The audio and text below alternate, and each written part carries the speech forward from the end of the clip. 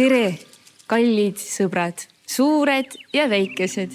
Mina olen jutuvestja Poliina ja ma olen praegu Tallinna botaanikaaias. Siin on nii soe nagu troopikas, kus kõrgete palmipuude rohelistes latvades laulevad väikesed kirjud linnukesed. Ning täna räägin ma teile Mehhiko indiaanlaste muinasloo. Aegade algusest oli inimene õnnetu. Kuu, päike ja tähed olid õnnelikud oma taevastel radadel.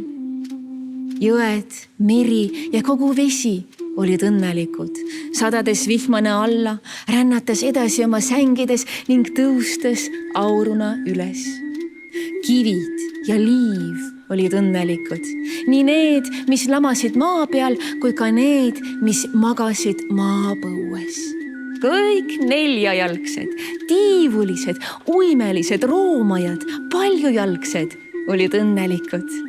Ja ainult inimene ei teadnud, kuhu tema õnn peidetud oli. Lõpuks oli ta elus tüdinud ja meeleheitel. Seda nähes hakkas metsaelanikel inimesest kahju ja nad tulid teda lohutama ning küsisid, miks inimene nii kurb on. Ja inimene seletas neile, et ta ei ole õnnelik. Seda kuuldes otsustasid kõik metsaelanikud inimest aidata ja kinkida talle kõik, mis neil oli. Jaaguar andis inimesele oma väe. Mets andis tarkuse ja rahu. Kalad andsid ujumisoskuse ja hirv andis vastupidavuse. Maa avas inimesele oma varud. Jõed kinkisid inimesele värske veeallikaid ja aardeid. Ning puud andsid inimesele materjali, millest inimene hakkas ehitama maju ja meisterdama ilusaid esemeid.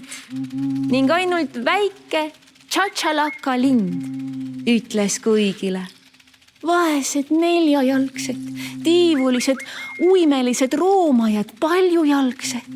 Nüüd sai inimene teist kõigist tugevamaks. Ja nii oligi. Inimene hakkas jahtima loomi lõbu pärast, püüdma lõputult kala, raiuma ohtralt metsa. Ta sai rikkaks, aga kõik see ei teinud ta kübetki õnnelikumaks.